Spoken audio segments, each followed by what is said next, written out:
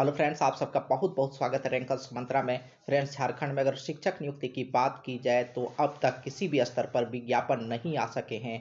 अब तक नियमावली की बात की जा रही है, अब तक जल्द से जल्द शिक्षक नियुक्ति प्रक्रिया शुरू करने की बात की जा रही है। कई महीनों से ये सुना जा रहा है, कहा जा रहा है कि जल्द से जल्द शिक्षक नियुक्ति की प्रक्रिया शुरू होगी, लेकिन अभी तक किसी भी स्तर पर शिक्षक नियुक्ति की प्रक्रिया शुरू नहीं हो सकी है। हाँ, एक बुरी खबर जरूर है, जबकि सरकार के हर स्तर पर कहा जा रहा है कि शिक्षा पर विशेष ध्यान दिया जाएगा। शिक्षा ही समाज का, देश का, राज्य का मूल चीज है और जिससे हम लोग विश्व गुरु बन सकते हैं। लेकिन यहाँ पर देखें कि शिक्षकों के 60,000 पद सृजित करने से 2100 करोड़ का भार बढ़ेगा। पद घटाएं, यहाँ पर पद घटाने की बात की जा रही है, जबकि देखा जाए कि कई वर्षों से नए पद का सृजन नहीं हुआ लेकिन विद्यार्थियों की संख्या बढ़ी है। तो ऐसे में शिक्षक और छात्र अनुपात को किस तरह से साधा जाए।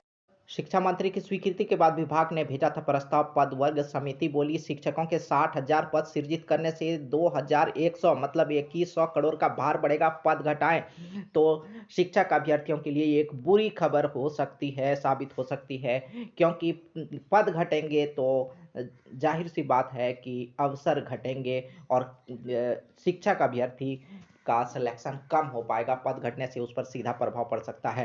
शिक्षकों का वेतनमान पहले ही घटाया गया था और अब शिक्षकों की संख्या भी कम हो सकती है।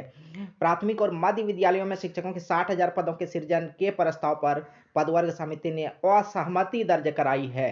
असहमति दिखाई। यहाँ पर पदवर्ग समिति का कहना है कि इतने पदों के लिए प्रति वर्ष करीब 2100 करोड़ रुपये वेतन पर खर्च होंगे, जिससे सरकार पर बहुत ज्यादा भार पड़ेगा और ऐसे में विभाग कोई बीच का रास्ता निकाले। संभव हो तो विभाग पदों की संख्या को कम करे। यहाँ पर बहुत इंपॉर्टेंट बात की जा रही है कि पदों की संख्या कम करे, जो सही नहीं है, खास करके शिक्षा के लिए, बच्चों के भविष्य के लिए। पद सृजन के प्रस्ताव पर शिक्षा मंत्री जगन्नाथ महतो की स्वीकृति के बाद विभाग ने इसे पदवर्ग समिति को भेजा था। बढ़ते वेतनमान के भार के कारण राज्य सरकार ने शिक्षकों का वेतनमान पहले ही कम कर दिया गया था। इस बात की जानकारी हम लोग ले चुके हैं कि वेतनमान कम कर दिया गया था और अब जो है नए पदों का जो सृजन की प्रक्रिया चल रही है शिक्षकों के लिए, उसे भी पदों की संख्या कम की जा सकती है। तो क्या है रास्ते? पद घटाएं या सहायक अध्यापकों को एडजस्ट करें? पदवर्ग समिति के इनकार के बाद अब शिक्षा विभाग के पास दो ही विकल्प हैं। या तो वह पद सृजन के प्रस्ताव में संख्या को घटाए या फिर सहायक अध्यापक बने पारा शिक्षकों को उसमें एडजस्ट। ऐसा होने से सरकार पर वित्तीय भार कम पड़ेगा, तो पारा शिक्षकों को उसमें एडजस्ट किया जाएगा। ऐसे में जो सामान्य शिक्षक अभ्यर्थी हैं उनके अवसर में कमी आएगी, उन्हें अवसर नहीं मिल पाएगा क्योंकि उस रिक्ति को पारा शिक्षकों के द्वारा भर भर दिया जाएगा। या फिर दूसरा विकल्प है कि संख्या को कम किया जाए तो भी सीधा प्रभाव जो है शिक्षक अभ्यर्थियों पर पड़ता है, बच्चों के भविष्य पर पड़ता है, बच्चों की शिक्षा पर पड़ता है। शिक्षा मंत्री ने कहा कि अब देखें 26,000 शिक्षक नियुक्ति को लेकर क्या अपडेट है। अभी 26,000 पदों पर होगी शिक्षकों की नियुक्ति। शिक्षा मंत्री जगन्नाथ महतो ने कहा कि शीघ्र 26,000 रिक्त पदों पर शिक्षकों की नियुक्ति प्रक्रिया शुरू होगी। इसके लिए विभाग ने अपनी ओर से सारी तैयारियां पूरी कर ली है। तो उम्मीद की जा रही है कि मार्च में यह प्रक्रिया शुरू हो सकती है। अगर इन 26,000 पदों की नियुक्ति हो गई तो इसके बाद करीब 62,000 शिक्षकों की आवश्यकता बनी रहेगी।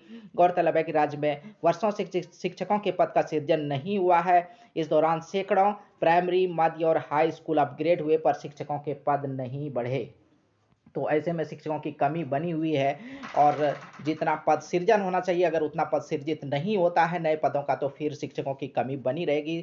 छात्र और शिक्षक अनुपात नहीं साधा जा सकेगा।